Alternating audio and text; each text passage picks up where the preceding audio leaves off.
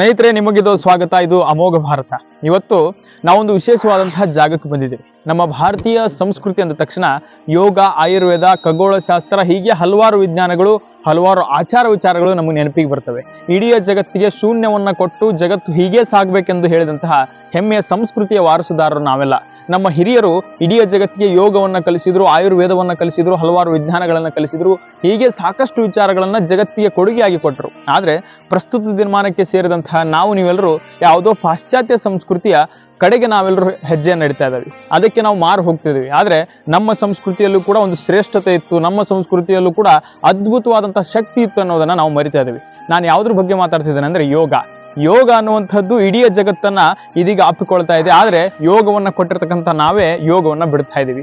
ಯೋಗ ಅಂದ ತಕ್ಷಣ ಯೋಗ ಅನ್ನೋದು ಔಷಧ ರಹಿತವಾಗಿ ನಮ್ಮ ದೇಹಕ್ಕೆ ಚಿಕಿತ್ಸೆಯನ್ನ ಕೊಡುವಂಥದ್ದು. ಈ ಯೋಗದಲ್ಲಿ ಬರುವಂತಹ ಪ್ರಾಣಾಯಾಮ ಆಗಿರಲಿ, ಧ್ಯಾನ ಆಗಿರಲಿ, ಆಹಾರ ಪದ್ಧತಿ ಆಗಿರಲಿ, ಇವೆಲ್ಲವೂ ಕೂಡ ನಮ್ಮ ಜೀವನವನ್ನ ಬಹಳ ಅಚ್ಚುಕಟ್ಟಾಗಿ ಶಿಸ್ತುಬದ್ಧಾಗಿ ಇಡೋದಕ್ಕೆ ನಮ್ಮ ಹಿರಿಯರು ರೂಪಿಸಿರುವಂತಹ ಒಂದು ಅದ್ಭುತವಾದಂತಹ ಆಲೋಚನೆ. ಅದ್ರ ಜೊತೆಗೆ ಯೋಗ ಅಂದ್ರೇನೆ ಅದೊಂದು ರೀತಿಯಾದಂತಹ ಶಕ್ತಿ. ಆ ಶಕ್ತಿಯನ್ನ ನಾವು ಪಡ್ಕೊಳ್ಳೋದಕ್ಕೆ ಸಾಕಷ್ಟು ಬಾರಿ ಹವಣಿಸ್ತಾ ಇರ್ತೇವೆ.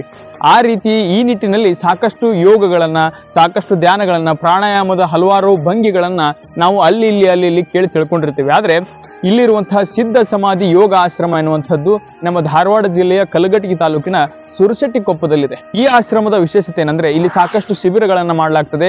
ಇಲ್ಲಿ ಪ್ರತಿನಿತ್ಯವೂ ಕೂಡ ಯೋಗ, ಧ್ಯಾನ, ಪ್ರಾಣಾಯಾಮ, ಆಹಾರ ಪದ್ಧತಿಯ ಬಗ್ಗೆ ಸಾಕಷ್ಟು ಚಿಂತನ ಮಂಥನಗಳು, ಅದರ ಒಂದಿಷ್ಟು ಪ್ರಾಕ್ಟಿಕಲ್ ಅನುಭವಗಳನ್ನ ಮಾಡ್ತಾ ಇರ್ತಾರೆ. ಆ ಮೂಲಕವಾಗಿ ಔಷಧಿ ಇಲ್ಲದೆ ಸಾಕಷ್ಟು ಜನರನ್ನ ಗುಣಪಡಿಸಿದಂತಹ ಯೋಗವನ್ನ ಇವರು ಹೇಳ್ಕೊಟ್ಟಿದ್ದಾರೆ. ಅದ್ರ ಜೊತೆಗೆ ಸಾಕಷ್ಟು ಜನರ ಮಾನಸಿಕವಾದಂತಹ ನೆಮ್ಮದಿಯಾಗಿರಲಿ, ಅವರ ಜೀವನದಲ್ಲಿ ಶಾಂತಿಯನ್ನ ಬಯಸೋದಾಗಿರಲಿ, ಇದೆಲ್ಲವೂ ಕೂಡ ಆಧ್ಯಾತ್ಮದ ಬದುಕಿನಲ್ಲಿ ಏನೇನು ಬೇಕೋ ಅದೆಲ್ಲವನ್ನು ಕೊಡುವಂತಹ ವಿಚಾರವನ್ನ ಈ ಸಿದ್ಧ ಸಮಾಧಿ ಯೋಗ ಆಶ್ರಮ ಮಾಡ್ಕೊಂಡು ಬಂದಿದೆ. ಕಳೆದ 25 ವರ್ಷಗಳಿಂದ ಸಾಕಷ್ಟು ಕೆಲಸವನ್ನು ಮಾಡಿರುವಂತಹ ಈ ಸಿದ್ಧ ಸಮಾಧಿ ಯೋಗ ಕೇಂದ್ರದಲ್ಲಿ ಅವ್ರು ಯಾವ ರೀತಿಯಾದಂತಹ ಪ್ರಾಣಾಯಾಮವನ್ನು ಕಲಿಸ್ತಾರೆ, ಆಹಾರ ಪದ್ಧತಿ ಹೇಗಿರಬೇಕು ಏನು ಅನ್ನುವಂಥದ್ದನ್ನ ಇಲ್ಲಿರುವಂತಹ ಗುರೂಜಿ ಆಗಿರಲಿ, ಇಲ್ಲಿರುವಂತಹ ಹಲವಾರು ಯೋಗ ಕೇಂದ್ರದಲ್ಲಿರುವಂತಹ ಸಾಕಷ್ಟು ಜನರಿದ್ದಾರೆ. ಅವ್ರ ಮೂಲಕ ನಾವೊಂದಿಷ್ಟು ವಿಚಾರಗಳನ್ನ ತಿಳ್ಕೊಳ್ಳೋಣ. ಮತ್ತೊಮ್ಮೆ ಈ ವಿಡಿಯೋಗೆ ತಮ್ಮೆಲ್ಲರಿಗೂ ಸ್ವಾಗತವನ್ನು ಕೋರ್ತಾ, ನೀವಿನ್ನು ನಮ್ಮ ಚಾನಲ್ಗೆ ಸಬ್ಸ್ಕ್ರೈಬ್ ಆಗದೇ ಇದ್ರೆ ಇವತ್ತೇ ಸಬ್ಸ್ಕ್ರೈಬ್ ಆಗಿ ಬನ್ನಿ, ಒಳಗಡೆ ಹೋಗೋಣ. ಗುರುಜಿ ನಮಸ್ತೆ. ನಮಸ್ತೆ ಸರ್. ಹೆಂಗಿದ್ರಿ ಗುರುಜಿ? ಆರಾಮಿದೆ ಸರ್, ಭಗವಂತನ ಆಶೀರ್ವಾದ. ಹೌದ್ರಿ. ಏನು ಈ ಸಿದ್ಧ ಸಮಾಧಿ ಯೋಗ ಆಶ್ರಮ ಅಂದ್ರ ಏನು ಅನ್ನೋದನ್ನ ನಮಗೂ ಒಂಚೂರು ತಿಳಿಸ್ಕೊಡ್ತೀರಿ ಅಂತ ಭಾವಿಸೇವಿ. ಏನು ಈ ಸಿದ್ಧ ಸಮಾಧಿ ಯೋಗ ಕೇಂದ್ರ ಅಂದ್ರ ಇದರ ಉದ್ದೇಶಗಳೇನು, ಅಥವಾ ಇದು ಆರಂಭವಾಗಿರುವಂತಹ ಹಿನ್ನೆಲೆ ಏನು? ಇದು ಸಿದ್ಧ ಸಮಾಧಿ ಯೋಗ ಅನ್ನೋದು ಋಷಿ ಪ್ರಭಾಕರ ಗುರುಜಿ ಅವರೊಬ್ರು ಏರೋನಾಟಿಕ್ ಇಂಜಿನಿಯರ್, ಕೆನಡಾದಲ್ಲಿ ವರ್ಕ್ ಮಾಡ್ತಾ ಇದ್ರು. ಇಲ್ಲಿ ಭಾರತಕ್ಕೆ ಬೆಂಗಳೂರಿಗೆ ಬಂದು ಆ ಗುರುಗಳು ಸಿದ್ಧ ಸಮಾಧಿ ಯೋಗವನ್ನು ಕಂಡುಹಿಡಿದು ಎಲ್ಲರಿಗೂ ಧ್ಯಾನ ಪದ್ಧತಿ, ಆಹಾರದ ಪದ್ಧತಿ, ಪ್ರಾಣಾಯಾಮ ಇವನ್ನೆಲ್ಲ ಹೇಳೋದ್ರ ಮುಖಾಂತರ ಅವರ ಆರೋಗ್ಯದಲ್ಲಿ ಸಾಕಷ್ಟು ಬದಲಾವಣೆಗಳನ್ನ ಜನರಲ್ಲಿ ಮಾರ್ಪಾಡು ಮಾಡ್ತಾ ಇದ್ದಾರೆ. ಇದರ ಬ್ರಾಂಚಸ್ಗಳು ನಮ್ಮ ಕರ್ನಾಟಕ ತುಂಬಾ, ದೇಶ ತುಂಬಾ ಇದಾವೆ. ಇದು ಒಂದು ನಮ್ದು ಸುರಶೆಟ್ಟಿಕೊಪ್ಪ ಆಶ್ರಮದಲ್ಲಿ ಗುರುಗಳು ಇಲ್ಲೆಲ್ಲ ಬಂದು ಈ ಊರಿನ ಜನ, ಇಲ್ಲಿ ಸುರಶೆಟ್ಟಿಕೊಪ್ಪದ ಗ್ರಾಮಸ್ಥರು ನಮ್ಮ ಊರಲ್ಲಿ ಇಂಥದೊಂದು ಕೇಂದ್ರ ಆಗಲಿ ಅಂತ ಹೇಳಿ ಅವರಾಗ್ಲೇ ಸ್ವ ಇಚ್ಛೆಯಿಂದ, ಸೇವೆಯಿಂದ ಇದು ನಮಗೆ 25 ವರ್ಷ ಇಲ್ಲಿ ಕೊಟ್ಟಿದ್ದಾರೆ. ಇದರಲ್ಲಿ ನಮ್ಮ ಹುಬ್ಳಿ, ಧಾರವಾಡ, ಗದಗ, ಬೆಳಗಾವಿ ಆ ಕಡೆಯಿಂದ ಎಲ್ಲರೂ ಶಿಬಿರಾರ್ಥಿಗಳು ಬಂದು 3 ದಿನಗಳ ಕಾಲ ಇಲ್ಲಿ ಇದ್ದು ನಿತ್ಯ ಸಮಾಧಿ ಯೋಗ ಶಿಬಿರಗಳನ್ನ ಇಲ್ಲಿ ಪ್ರತಿನಿತ್ಯ ಮಾಡ್ತಾ ಇರ್ತಾರೆ. ಇದು ಒಂದು ಬ್ಯಾಚ್ ವೈಸ್ ಪ್ರಕಾರ ನಡೀತಾ ಇರ್ತದೆ. ಅಂದ್ರ ಪ್ರಸ್ತುತ ದಿನಮಾನದೊಳಗೆ ನೋಡಿದಾಗೆಲ್ಲ ಯುವಕರಂದ್ರ ಬಹಳ ಬೇರೆ ಬೇರೆ ಹಾದಿಗಳನ್ನ ಹಿಡಿತಿದ್ದಾರೆ, ಬೇರೆ ಬೇರೆ ಅವ್ರ ವಿಚಾರಗಳೇ ಬದಲಿ ಆಗ್ಬಿಟ್ಟಿದವ್ರಿ. ಅಂದ್ರ ಈ ಯೋಗ ಅವರನ್ನ ಆ ಕಡೆಯಿಂದ ತಗೊಂಡ್ ಬರೋದಕ್ಕೆ ಹೆಂಗ್ ಹೆಲ್ಪ್ ಮಾಡುತ್ತಂತ? ಅವರಿಗೆ ಮುಖ್ಯವಾಗಿ ಈಗಿನ ಜನರೇಷನ್ಗೆ ಏನಾಗಿದೆ ಅಂದ್ರೆ ಎಲ್ಲ ಮೊಬೈಲ್ ನಲ್ಲಿ ಅವರು ಮೊಬೈಲ್ ಆಟ ಆಡಿ ಅಥವಾ ಗೇಮ್ ಆಡಿ ಬೆಟ್ಟಿಂಗ್ ಮಾಡಿ ಬಹಳ ಸೋತ್ ಬಿಟ್ಟಿರ್ತಾರೆ. ಅಂತ ಕುಗ್ಗಿದ, ಮಾನಸಿಕವಾಗಿ ಕುಗ್ಗಿದ್ದ ಒಂದಿಷ್ಟು ಯುವಕರು ಇಲ್ಲಿ ಬರ್ತಾರೆ. ಬಂದಾಗ ಅವ್ರು ಇಮಿಡಿಯೇಟ್ ಆಗಿ 8 ದಿನದಲ್ಲಿ ಅಗಾಧವಾಗಿರುವಂತ ಬದಲಾವಣೆ ಕಾಣ್ತಾರೆ. ಅವ್ರು ಹೋಗಿ ತಮ್ಮ ಫ್ರೆಂಡ್ಸ್ ಗಳನ್ನ ಮತ್ತೆ ಇಲ್ಲಿ ಕಳಿಸ್ತಾ ಇದಾರೆ. ಇವತ್ತು ಬಂದಿದ್ದಾರೆ, ಒಂದು 3 ದಿವಸ ಆಯ್ತು ಬಂದು. ಇಲ್ಲಿ ಸಾಕಷ್ಟು ಯುವಕರೇ ಇದ್ದಾರೆ, ಅವ್ರಿಗೆ ಏನು ಕಾಯಿಲೆ ಇಲ್ಲ, ಆದ್ರೂ ಸಹಿತ ಇದು ಒಂದು ವಿಶೇಷ ಇದೆ, ಇಲ್ಲಿ ತಿಳ್ಕೊಳ್ಳೋಣ ಅಂತ ಹೇಳಿ ಅವರೆಲ್ಲ ಗುರುಜಿ ಹೆಚ್ಚಿನದಾಗಿ ತಿಳ್ಕೊಂಡ್ರಿ ಆಶ್ರಮದ ಒಳಗಡೆ ಬನ್ನಿ.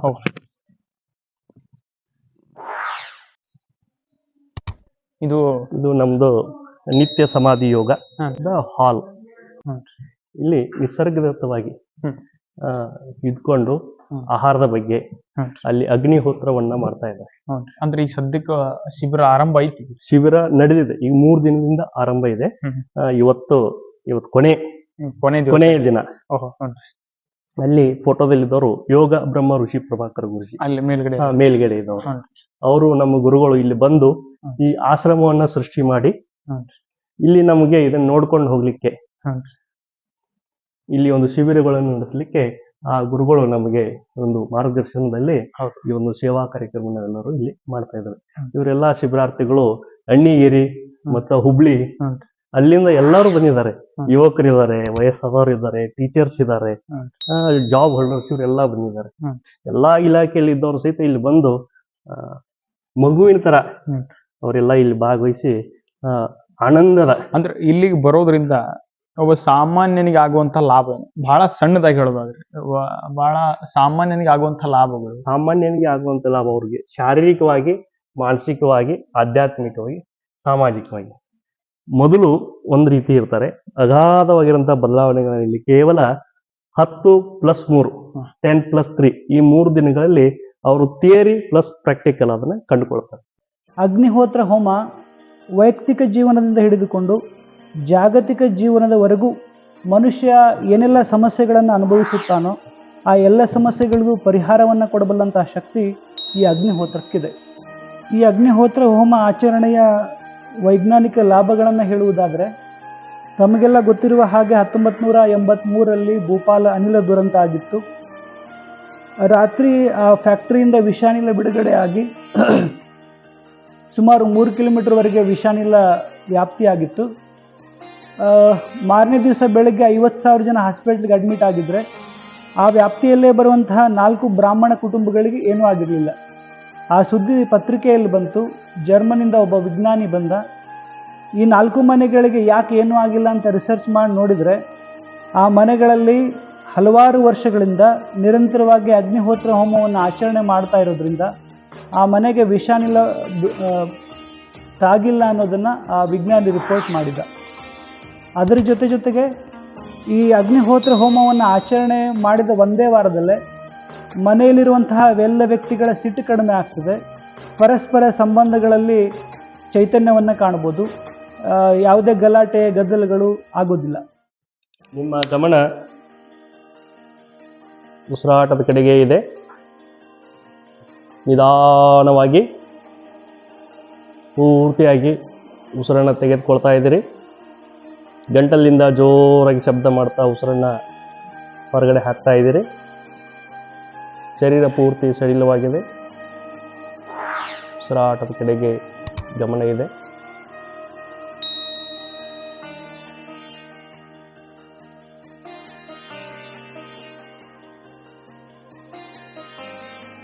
ಯೋಚನೆಗಳು ಬರ್ತವೆ ಹೋಗ್ತವೆ, ಅದರ ಕಡೆ ಗಮನ ಬೇಡ. ನಿಮ್ಮ ಜೊತೆಗೇ ನೀವಿದ್ದೀರಾ. ನಿಮ್ಮ ಉಸಿರಾಟವನ್ನು ಗಮನಿಸ್ತಾ ಗಮನಿಸ್ತಾ ಗಮನಿಸ್ತಾ ಇದ್ದೀರಾ. ಉಸಿರಾಟದ ಜೊತೆಗೆ ಇದ್ದಾಗ ಮೌನವು ನಿಮ್ಮನ್ನು ಹೇಗೆ ಆವರಿಸಿಕೊಂಡಿದೆ ಎಂಬುದನ್ನು ಗಮನಿಸಿ. ಸ್ನೇಹಿತರೆ, ಇಷ್ಟೊತ್ತು ನಾವು ಈ ಸಿದ್ಧ ಸಮಾಧಿ ಯೋಗ ಆಶ್ರಮದ ಒಂದಿಷ್ಟು ವಿಚಾರಗಳನ್ನು ನೋಡಿದ್ವಿ. ಇಲ್ಲಿರುವಂತಹ ಆಶ್ರಮವನ್ನ ನೋಡಿದ್ವಿ. ಈ ಸಿದ್ಧ ಸಮಾಧಿ ಯೋಗ ಕೇಂದ್ರದ ಪ್ರೊಸೆಸ್ ಹೇಗೆ ನಡೆಯುತ್ತೆ, ಇಲ್ಲಿ ಯಾವ ರೀತಿಯಾಗಿ ಅವರು ಔಷಧಿ ರಹಿತವಾಗಿ ಚಿಕಿತ್ಸೆಯನ್ನು ಕೊಟ್ಟು ಎಲ್ಲವನ್ನು ಹೇಗೆ ಗುಣಮುಖ ಪಡಿಸ್ತಾರೆ ಅನ್ನುವಂಥದ್ದನ್ನ ಅವರ ಕಡೆಯಿಂದ ನಾವು ತಿಳ್ಕೊಳ್ಳೋಣ. ಗುರುಜಿ, ಸಿದ್ಧ ಸಮಾಧಿ ಯೋಗ ಆಶ್ರಮದನ್ನ ಬಗ್ಗೆ ನೀವೊಂದಿಷ್ಟು ಪರಿಚಯವನ್ನ ಮಾಡಿಕೊಟ್ರಿ. ಯಾವ ರೀತಿ ಪ್ರೊಸೆಸ್ ಇದು ಅಂತ. ಅಂದ್ರೆ ಇಂದಿನ ದಿನಮಾನದಲ್ಲಿ ಏನ್ ಡಿಗ್ರಿ ಪಡ್ಕೊಂಡವರು, ದೊಡ್ಡ ದೊಡ್ಡ ಇದನ್ನ ಪಡ್ಕೊಂಡವರು ನಮ್ಮ ಸಂಸ್ಕೃತಿಯನ್ನ ಪ್ರಶ್ನೆ ಮಾಡ್ತಾರೆ. ಹೇಗ್ ಸಾಧ್ಯ ಔಷಧಿ ಇಲ್ದೇನೆ ಎಲ್ಲವನ್ನು ಗುಣಪಡಿಸೋದು ಅಂತ ಹೇಳಿ. ಯೋಗದ ಮೂಲಕ ಇದು ಇದೆ ಅನ್ನೋದು ಅವ್ರು ಒಪ್ಪೋದಿಲ್ಲ. ಅದನ್ನ ಹೆಂಗ್ ಹೇಳೋದು ಅಂತ. ಇದು ಬಹಳ ಹಳೆ ಪದ್ಧತಿ. ನಮ್ಮ ಋಷಿಗಳು ಈ ಯೋಗವನ್ನ ಕಂಡುಕೊಂಡಿದ್ದಾರೆ. ಸಾಕಷ್ಟು ಅಷ್ಟಾಂಗ ಯೋಗದಲ್ಲಿ ನಮಗೆ ಪತಂಜಲಿ ಮಹರ್ಷಿಗಳು ಇದರ ಬಗ್ಗೆ ವಿಶೇಷವಾಗಿ ಹೇಳಿದ್ದಾರೆ. ಅದರದೇ ಆಗಿರುವಂತಹ ಯೋಗ ಅಭ್ಯಾಸ ಇವತ್ತು ಪ್ರಪಂಚಾದ್ಯಂತ ಯೋಗ 180ಕ್ಕೂ ಹೆಚ್ಚು ರಾಷ್ಟ್ರಗಳು. ನಮ್ಮ ಪ್ರಧಾನಮಂತ್ರಿಯವರು ಯೋಗ ದಿನವನ್ನ ಆಚರಣೆ ಮಾಡಿದ್ರು. ಈಗ ಈ ಯೋಗಕ್ಕೆ ಬಹಳ ಮಹತ್ವ ಸಿಗ್ತಾ ಇದೆ. ಇಲ್ಲಿ ನಮ್ಮ ಈ ಸಿದ್ಧ ಸಮಾಧಿ ಯೋಗದಲ್ಲಿ ಪಂಚಕೋಶಗಳ ಮೇಲೆ ಹೆಚ್ಚಾಗಿ ಕ್ರಿಯೆ ನಡೀತದೆ. ಪಂಚಕೋಶಗಳನ್ನ ಯಾವ ರೀತಿ ಶುದ್ಧೀಕರಣ ಮಾಡೋದು ಅಂತ. ಅನ್ನಮಯ ಕೋಶ, ಪ್ರಾಣಮಯ ಕೋಶ, ಮನೋಮಯ ಕೋಶ, ವಿಜ್ಞಾನಮಯ ಕೋಶ, ಆನಂದಮಯ ಕೋಶ. ಶರೀರ ನೋಡ್ಲಿಕ್ಕೆ ಒಂದು ಅನಿಸ್ತದೆ, ಆದ್ರೆ 5 ಕೋಶಗಳಿಂದ ರಚಿತವಾಗಿರ್ತದೆ. ಇಲ್ಲಿ ಬಂದಿರುವಂತಹ ಜನರದು ಆ 5 ಕೋಶಗಳನ್ನು ಶುದ್ಧೀಕರಣ ಇಲ್ಲಿ ನಡೀತದೆ. 10 ದಿನಗಳ ಕಾಲ ಅವ್ರ ಊರಲ್ಲೇ ನಾವು ದಿನಾಲೂ 2 ತಾಸು ಬೆಳಿಗ್ಗೆ ಅಥವಾ ಸಾಯಂಕಾಲ ಅಲ್ಲಿ ಹೋಗಿ ಅವರಿಗೆ ಸೂರ್ಯ ನಮಸ್ಕಾರ, ಪ್ರಾಣಾಯಾಮ, ಆಹಾರ ಪದ್ಧತಿ, ಧ್ಯಾನ, ಒಂದಿಷ್ಟು ಜೀವನ ನಡೆಸಲಿಕ್ಕೆ ಉತ್ತಮ ತಿಳುವಳಿಕೆ, ಆ ಫಿಲಾಸಫಿ ಬೇಕಾಗ್ತದೆ. ಮೋಟಿವೇಶನ್ ಬೇಕಾಗಿದೆ. ನಮ್ಮ ಭಗವದ್ಗೀತೆಯಲ್ಲಿ ಏನಿದಾವಲ್ಲ ಅವನೊಂದಿಷ್ಟು ಪಾಯಿಂಟ್ಸ್ಗಳು ಗುರುಜಿ ಅವರು ನಮಗೆ ಅವನು ಹೇಳಲಿಕ್ಕೆ ಹೇಳ್ತಾರೆ. ಅವರಿಗೆ ಮೋಟಿವೇಶನ್ ಮುಖಾಂತರ ಆ ಒಂದು ಆಧ್ಯಾತ್ಮಿಕ ಚಿಂತನೆಗಳನ್ನು ಸಹಿತ ಅವ್ರು ಮಾಡ್ತಾರೆ. ಆ ಕ್ಲಾಸ್ 2 ತಾಸಿನ ಮುಗಿದ ಮೇಲೆ ಅಲ್ಲೇ ಆಹಾರದ ಬಗ್ಗೆ, ನಿಸರ್ಗದತ್ತವಾಗಿರುವಂತಹ ಆಹಾರದ ಬಗ್ಗೆ ತಿಳ್ಕೊಂಡಿರ್ತಾರೆ. ಏನು ನಿಸರ್ಗದತ್ತವಾಗಿರುವಂತಹ ಆಹಾರ ಅಂದ್ರೆ ಹಣ್ಣುಗಳು, ತರಕಾರಿಗಳು, ಜೀವಂತ ಆಹಾರಗಳು.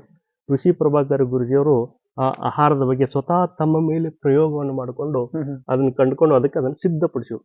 ಅದಕ್ಕೆ ಸಿದ್ಧ ಅಂತ ಹೆಸರು. ಸಮಾಧಿ ಅಂತಂದ್ರೆ ಸಮತ್ವವಾಗಿರುವಂತ ಬುದ್ಧಿಗೆ ಸಮಾಧಿ ಅಂತ. ಯೋಗ ಅಂದ್ರೆ ಬಹಳಷ್ಟು ಜನ ತಿಳ್ಕೊಂಡಿದ್ದಾರೆ ಕೈಕಾಲುಗಳನ್ನು ಮನಸುವುದು ಅಂತ. ಯೋಗ ಅಂದ್ರೆ ನಾವೆಲ್ಲರೂ ಇಲ್ಲಿ ಒಟ್ಟಿಗೆ ಸೇರಿ ಇದು ಒಂದು ಯೋಗ. ಅದಕ್ಕೆ ಗುರುಗಳು ಅದಕ್ಕೆ ಸಿದ್ಧ ಸಮಾಧಿ ಯೋಗ ಅಂತ ಹೆಸರಿಟ್ಟು, ಇದು ನಮ್ಮ ದೇಶದಲ್ಲಿ, ನಮ್ಮ ರಾಜ್ಯದಲ್ಲಿ ಎಲ್ಲಾ ಕಡೆಗಳಲ್ಲಿ ಸಿದ್ಧ ಸಮಾಧಿ ಯೋಗ ಕಾರ್ಯಕ್ರಮ ನಡೀತದೆ. ಇಲ್ಲಿ 5 ಕೋಶಗಳ ಬಗ್ಗೆ ನಾವು ಮಾತಾಡ್ತಾ ಇದ್ವಿ. ಅನ್ನಮಯ ಕೋಶ, ನಾವು ತಿನ್ನುವಂತ ಆಹಾರ ಶುದ್ಧಿಯಾಗಿದೆ. ಹೆಚ್ಚಾಗಿ ಕಾಯಿಲೆಗಳು ಬರ್ತಾ ಇರೋದು ಅನ್ನ ಸರಿ ಇಲ್ಲ, ವಿಷ ಆಹಾರವನ್ನ ನಾವು ಸೇವನೆ ಮಾಡ್ತಾ ಇದ್ದೀವಿ. ಹೆಚ್ಚಾಗಿ ಬೇಯಿಸಿದ ಆಹಾರವನ್ನ ಸೇವನೆ ಮಾಡ್ತೀವಿ. ಅದರಿಂದ ಒಂದಿಷ್ಟು ತೊಂದರೆಗಳಿವೆ. ಜಠರ ಶುದ್ಧಿ ಇದ್ರೆ ಆರೋಗ್ಯ ಸರಿ ಇರ್ತದೆ.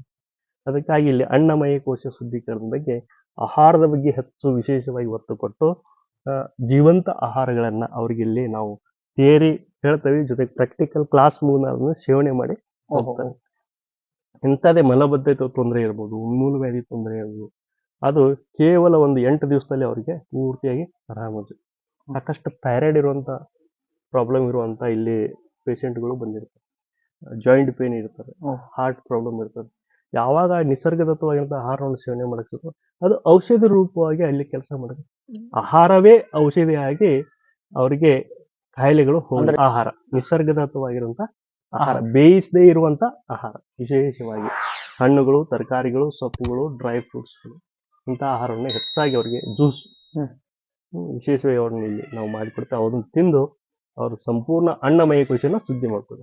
ಈಗ ನಮ್ಮ ವೀಕ್ಷಕರಿಗೆ ಮನೆಯಲ್ಲೇ ಅವ್ರು ಯಾವ ರೀತಿ ಆಹಾರವನ್ನ ಸೇವಿಸ್ಬೇಕು, ಅಥವಾ ಒಂದು ಸಣ್ಣದಾಗಿ ಇಂಥದನ್ನ ಪ್ರತಿ ದಿವಸ ನೀವು ತ್ಯಜಿಸಿದ್ರೆ ಒಳ್ಳೆಯದು ಅಂತ, ನಮ್ಮ ದೈನಂದಿನ ಜೀವನದಲ್ಲಿ ನಾವು ಸೇವಿಸುವಂತ ಆಹಾರದಲ್ಲಿ ಇಂಥದನ್ನ ತ್ಯಜಿಸಿ ಇಂಥದನ್ನ ಅಭ್ಯಾಸ ಮಾಡ್ಕೊರಿ ಅಂತ ಯಾವ್ದಾದ್ರು ಸಲಹೆಗಳಿದ್ರೆ ನಿಮ್ ಕಡೆಯಿಂದ?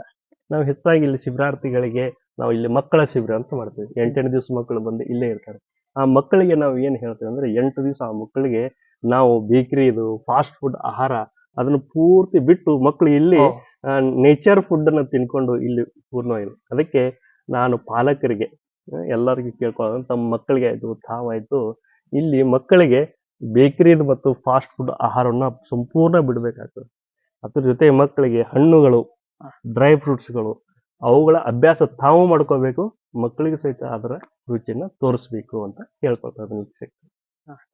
ನೆಕ್ಸ್ಟ್ ಆಹಾರ ಕೋಶ ಆದ ನಂತರ, ಆಹಾರ ಕೋಶ ಆದ ನಂತರ ಮುಂದೆ ಬರೋದು ಪ್ರಾಣಾಯಾಮ, ಪ್ರಾಣಮಯ ಕೋಶ ಶುದ್ಧಿ. ಈಗ ಹೆಚ್ಚಾಗಿ ಇವತ್ತಿನ ಯಂಗ್ ಜನರೇಷನ್ಗೆ ಪ್ರಾಣಶಕ್ತಿ ಕಡಿಮೆ ಇದೆ. ಪ್ರಾಣಶಕ್ತಿ ಕೊರತೆಯಿಂದ ಎಲ್ಲ ನರಗಳು ವೀಕ್ ಆಗಿ ಏನೇನು ತೊಂದರೆಗಳಾಗ್ತದೆ. ಇಲ್ಲಿ ಪ್ರಾಣಾಯಾಮ 10 ಪ್ರಾಣಾಯಾಮಗಳನ್ನ ನಾವು ಹೇಳ್ತೀವಿ. 3 ವಿಭಾಗೀಯ ಪ್ರಾಣಾಯಾಮ, 5 ಮುದ್ರಾ ಪ್ರಾಣಾಯಾಮ.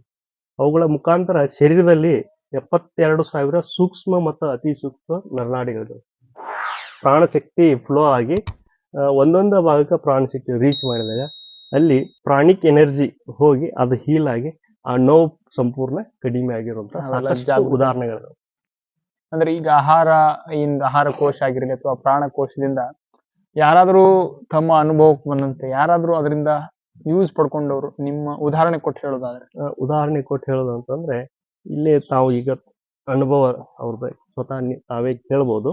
ಒಂದು ಅಥಣಿಯಲ್ಲಿ ನಾನು ಒಂದು ಶಿಬಿರ ಮಾಡ್ತಾ ಇದ್ದೆ. ಅಲ್ಲಿ ಒಬ್ಬಳು ಅಜ್ಜಿ 60 ವರ್ಷದ, ಅವ್ರ ತಲೆ ಯಾವಾಗಲೂ ಈ ರೀತಿ ಶೇಕ್ ಆಗ್ತಾ ಇದೆ. ಯಾವಾಗ ಆ ಅಜ್ಜಿ ಪ್ರಾಣಾಯಾಮವನ್ನು ಮಾಡ್ಲಿಕ್ಕೆ ಶುರು ಮಾಡಿದ್ರು, ಕೇವಲ ಒಂದು 10 ದಿವಸದಲ್ಲಿ ಆ ತಲೆ ಶೇಕ್ ಆಗೋದು ಸ್ಟಾಪ್ ಆಯ್ತು.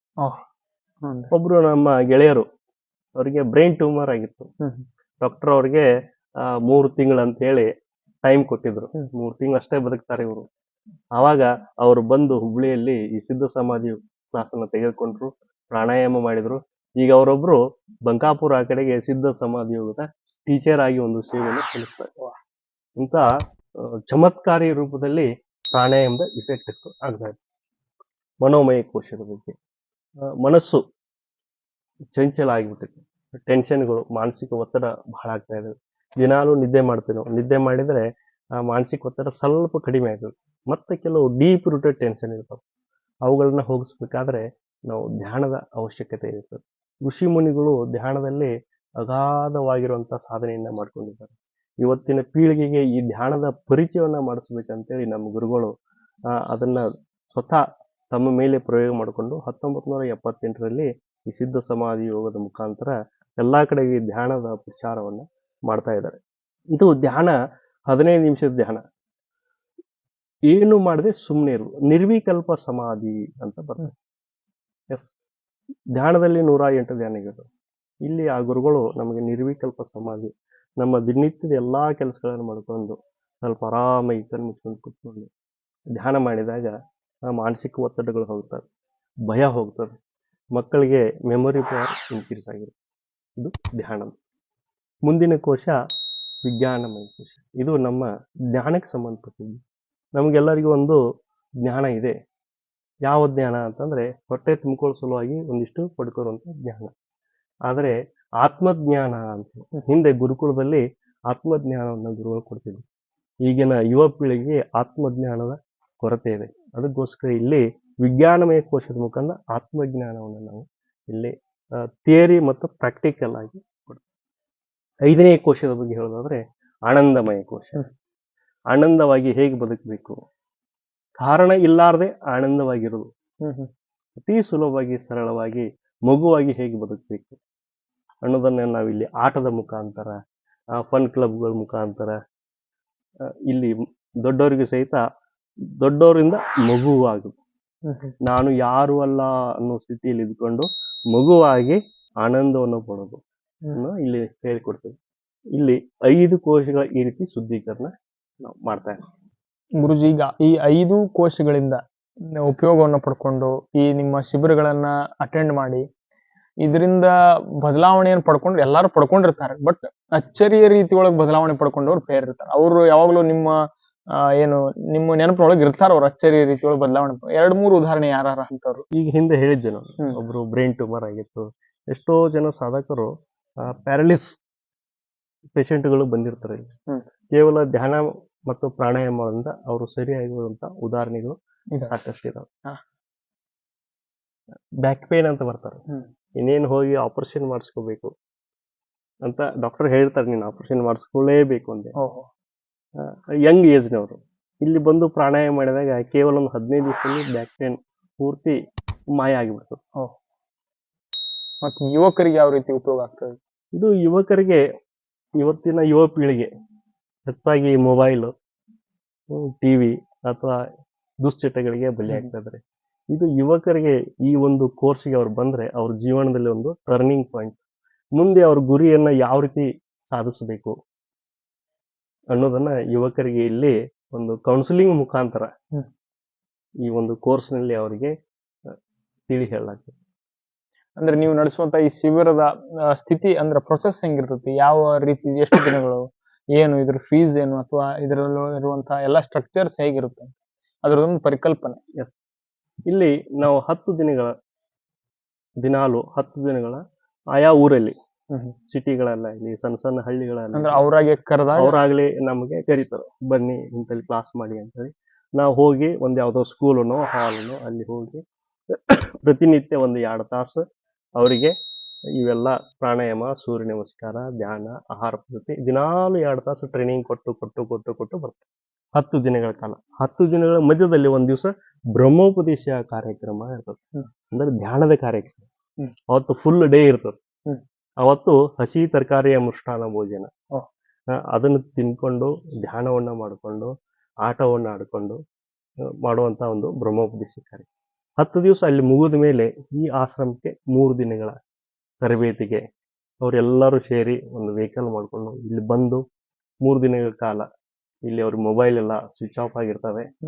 ಎಲ್ಲಾ ಜಂಜಾಟಗಳನ್ನ ಅಲ್ಲಿ ಬಿಟ್ಟು ಇಲ್ಲಿ ಬಂದು ಆರಾಮಾಗಿ ಇದ್ಕೊಂಡು ಈ ಒಂದು 5 ಕೋಶಗಳ ಸುದ್ದಿ ಇನ್ನೂ ಡೀಪ್ ಆಗಿ ಇಲ್ಲಿ ನಾವು ಮಾಡ್ತೀವಿ.